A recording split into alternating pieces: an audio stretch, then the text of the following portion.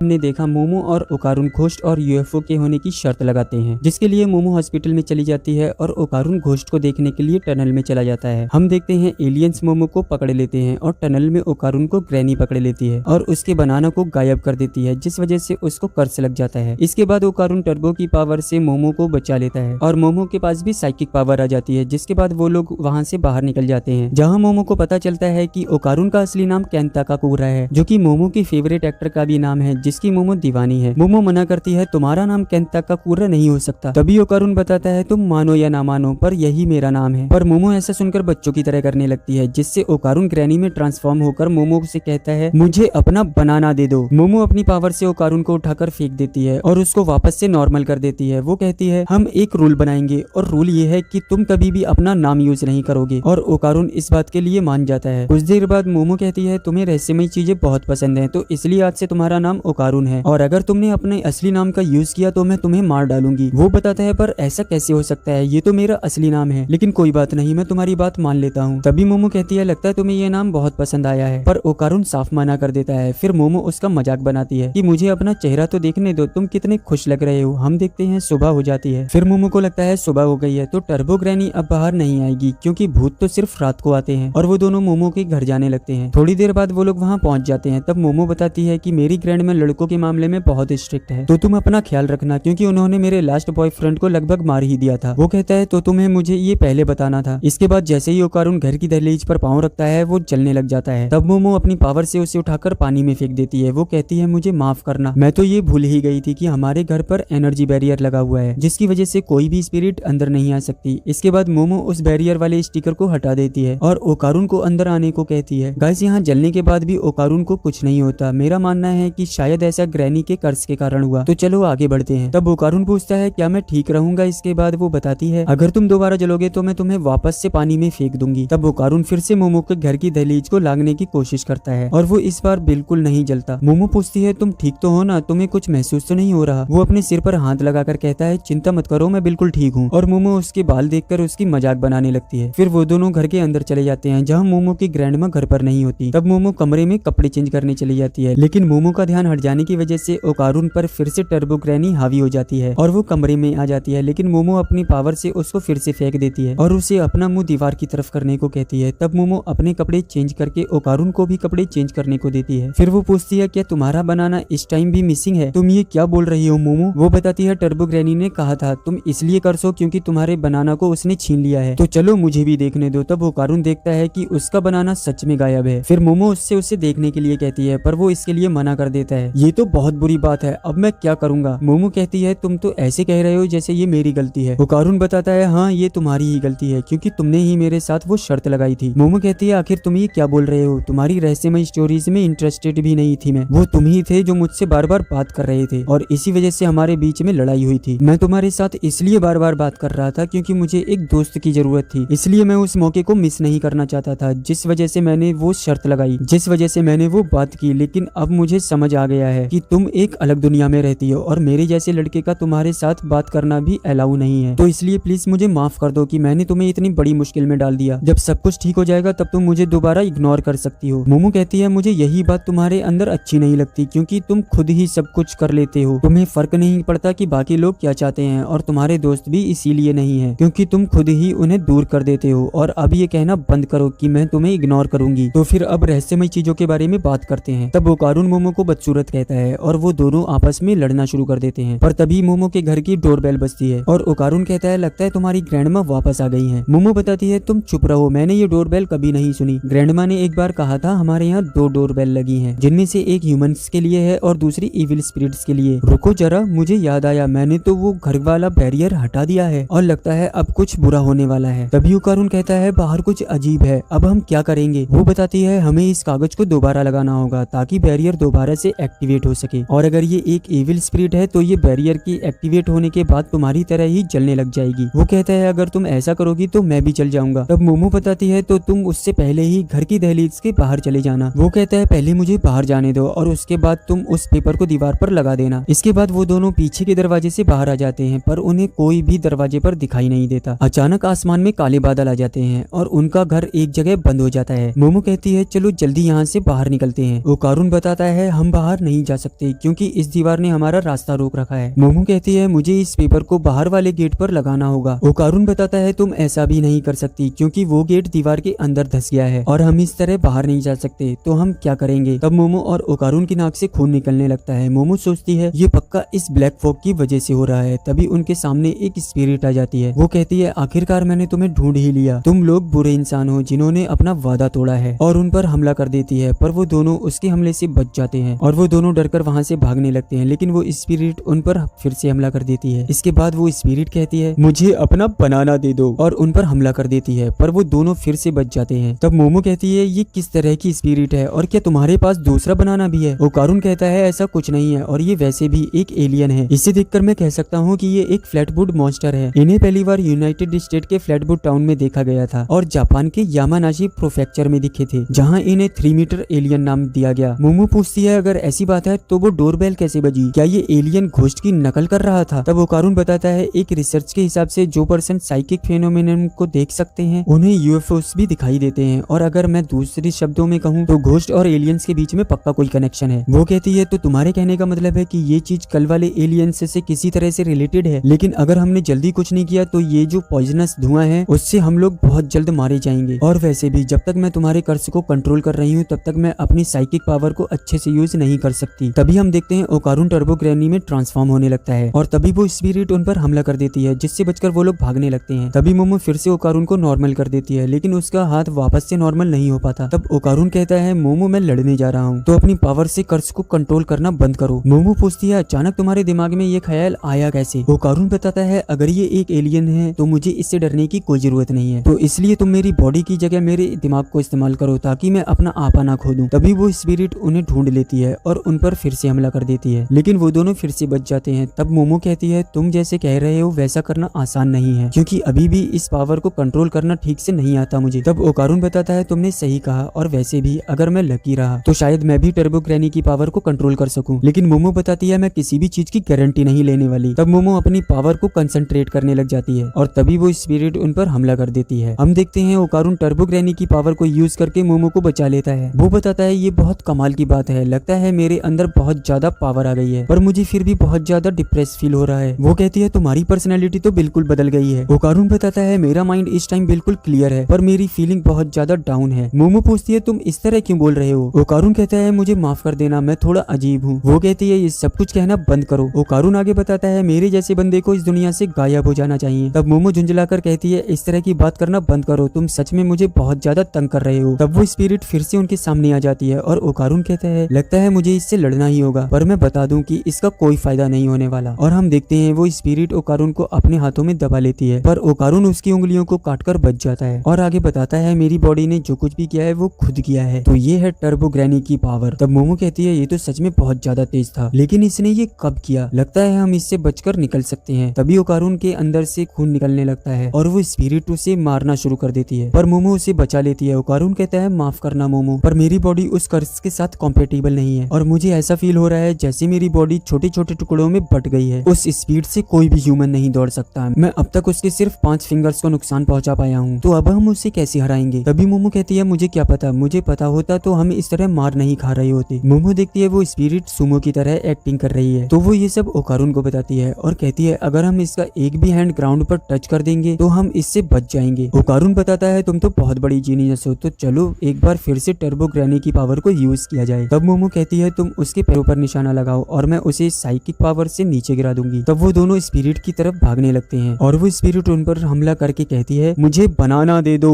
तभी ओकारुन स्पीड से भागकर उसकी टांग को तोड़ देता है और मोमो अपनी साइकिक पावर से उस स्पिरिट के हाथ को नीचे लगा देती है, जिससे उसका हाथ गायब होने लगता है। पर हम देखते हैं वो स्पिरिट फिर से अपने पैरों पर खड़ी हो जाती है और मोमो को पकड़कर जोर से दीवार पर पटक देती है। इसके बाद उसे जोरदार मुक्का मारती है। तब ओकारुन फिर से टर्बो ग्रैनी में ट्रांसफॉर्म होने लगता है, पर मोमो उसे नॉर्मल कर देती है और कहती है सुनो एलियन, तुम्हारे हाथ ने ग्राउंड को टच किया था और ये गलत बात है कि तुम दोबारा से खड़े हो गए। ओकारुन मोमो से कहता है प्लीज मेरे कर्स को कंट्रोल करना बंद करो, मुझे कोई फर्क नहीं पड़ता कि मेरी बॉडी का क्या होगा। चुप करो ओकारुन और देखो मैं उसे कैसे मारती हूँ। मुझे चीटर बिल्कुल पसंद नहीं है, तुमने मुझे गुस्सा दिलाया है एलियन। पर वो स्पिरिट मोमो पर मुक्का बरसाने लगती है। तब ओकारुन कहता है प्लीज मेरे कर्स को कंट्रोल करना बंद करो, अगर ऐसा ही चलता रहा तो तुम मारी जाओगी। पर मोमो बताती है अब इस दीवार में इतना बड़ा छेद हो चुका है कि मैं गेट के बाहर आ गई हूँ। तब मोमो ओकारुन को अपने पास खींच लेती है और उस पेज को गेट पर लगा देती है, जिससे वो स्पिरिट जल जाती है और सब कुछ पहले जैसा हो जाता है। इस सब से मोमो खुश हो जाती है, पर ज्यादा पावर यूज करने की वजह से मोमो बेहोश हो जाती है। तभी टर्बो ग्रैनी ओकारुन पर हावी हो जाती है और ये एपिसोड यहीं एंड हो जाता है।